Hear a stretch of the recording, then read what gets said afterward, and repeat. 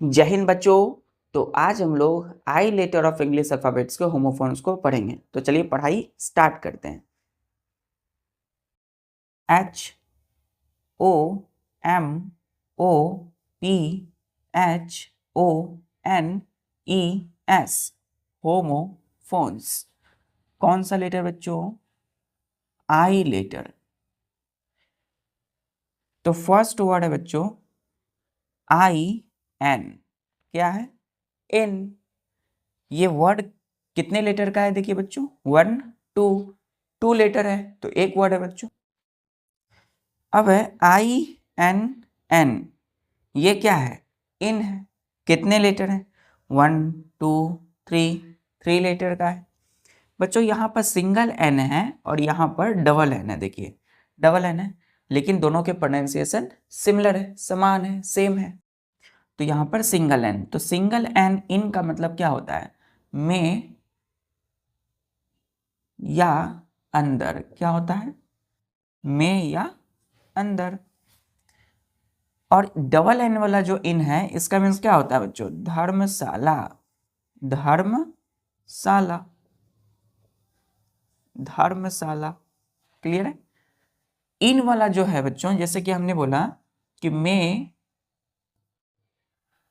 आई कम इन sir, exclamation marks. ये हम पढ़ेंगे बच्चों, एक्सक्लेमेटरी मार्क्स बोलते हैं इसको। तो मे आई कम इन सर, क्या बोलते हैं कभी कभी? मे आई कम इन सर, क्या मैं अंदर आ सकता हूं सर, है ना।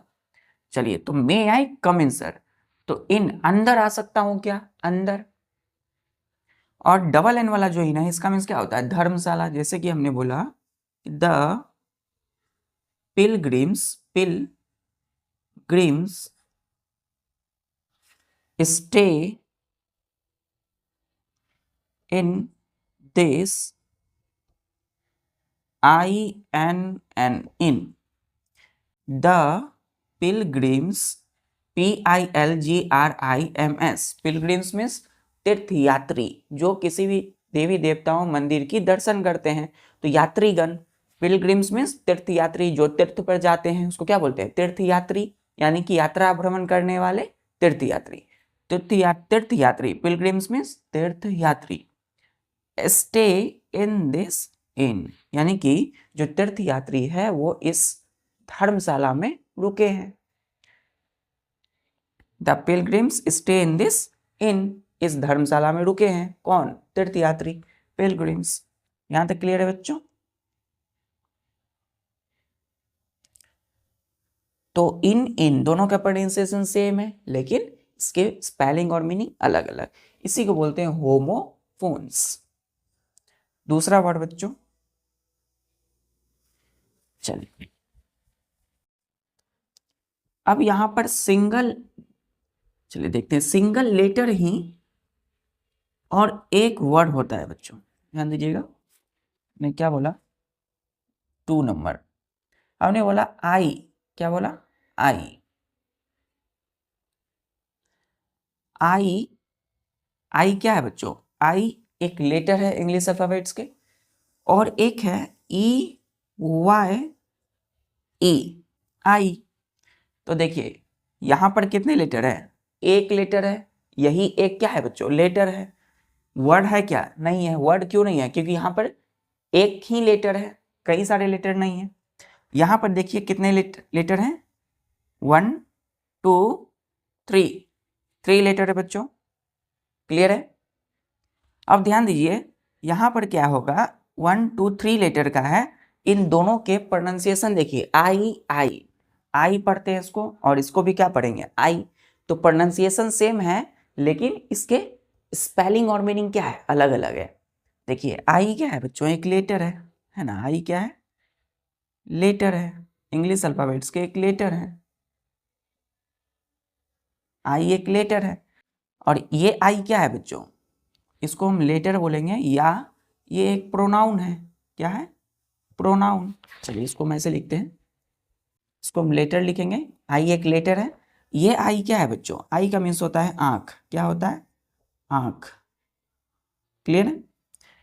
इस आई, एक ये जो आई लेटर है, इसको हम लेटर तो जान रहे हैं, इसका मीनिंग लिखेंगे जैसे कि मैं। आई मीन्स क्या होता है? मैं। क्लियर है? तो आई मीन्स मैं और आई मीन्स आंख। जैसे कि हमने बोला कि प्रोनाउन, प्रोनाउन इसको बोलेंगे जैसे कि I am writing a letter. I am writing a letter. मैं क्या लिख रहा हूं? एक पत्र लिख रहा हूं। तो I am writing a letter. Clear है? तो आई मीन्स मैं। एक है बच्चों आई, आंख। जैसे कि हमने बोला in sense, a sense organ, sense organ that allows us to see। आई क्या है बच्चों? एक सेंस ऑर्गन है, एक सेंस ऑर्गन है that allows us to see, जो कि क्या अलाउ करती है? हमें देखने के अलाउ करती है। तो एक हमारे बॉडी में आई क्या है? एक सेंस ऑर्गन है जो कि हम क्या करते हैं, जो हमें किसी चीज को देखने की अलाउ करती है। क्लियर है? हम किसी चीज को देख पाते हैं with the help of I, sense organ. इस लेक्चर को आप देख पाते हो किसकी मदद से? अपने आई की मदद से। चलिए, जैसे कि I am writing a letter, मैं पत्र लिख रहा हूं। जैसे I am watching this lecture, मैं लेक्चर देख रहा हूं। तो मैं, आई, तो दोनों का प्रोनाउंसिएशन सेम है लेकिन स्पेलिंग और मीनिंग अलग है।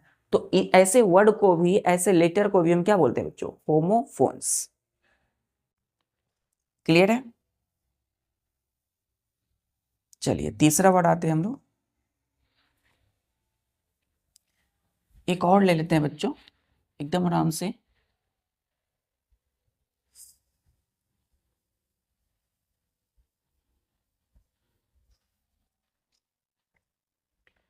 तीसरा, जैसे कि हमने बोला IDOL, आइडल। क्या पढ़ते हैं इसको? आइडल। ये देखिए IDLE, इसको भी क्या पढ़ेंगे? आइडल। कितने लेटर है इसमें? 1 2 3 4, 4 लेटर है। इसमें देखिए 1 2 3 4, 4 लेटर है। तो देखिए डिफरेंस कहाँ पर है? ID के बाद OL है, यहाँ OL है, और यहाँ ID के बाद LE है। क्लियर है? OL है, LE है। तो आइडल, आइडल दोनों का प्रोनाउंसिएशन सेम है लेकिन इसके स्पेलिंग और मीनिंग अलग अलग। तो अगर स्पेलिंग अलग है बच्चों तो मीनिंग अलग होगा। जैसे कि हमने बोला मूर्ति, आइडल मीन्स मूर्ति, प्रतिमा। और इस एली वाला जो आइडल है, इसका मीन्स होता है बच्चों निष्क्रिय। क्या होता है? निष्क्रिय, निष्क्रिय।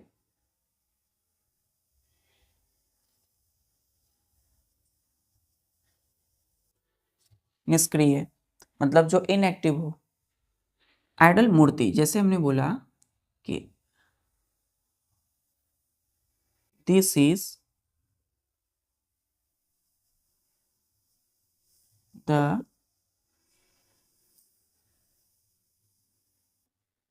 ये बोलेंगे an object, an object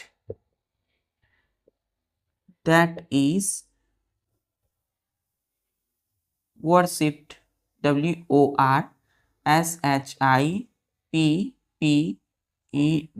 worshipped। Clear है? Full stop. आइडल मीन्स निष्क्रिय। जैसे कि हमने बोला someone who is idle, LE वाला idol, might be free or not have any work to do।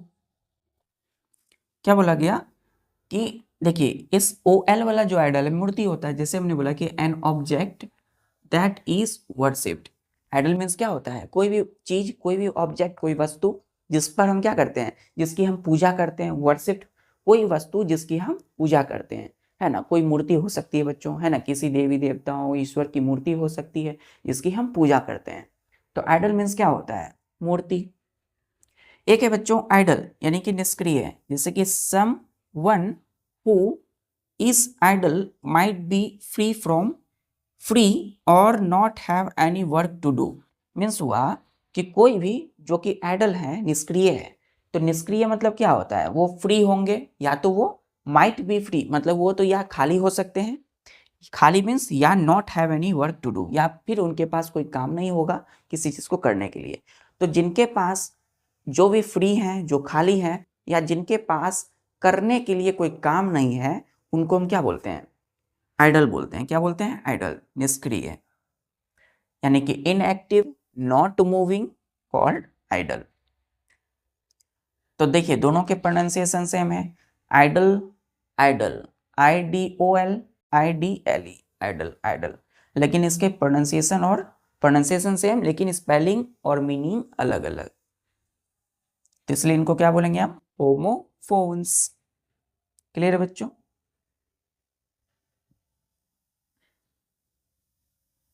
Note कर लिया आपने?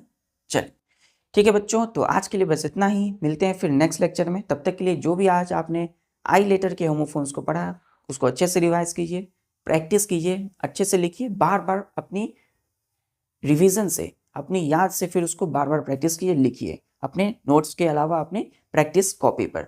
मिलते हैं फिर नेक्स्ट लेक्चर में, तो सभी काम को करते हुए पढ़ाई जारी रखिए। जय हिंद।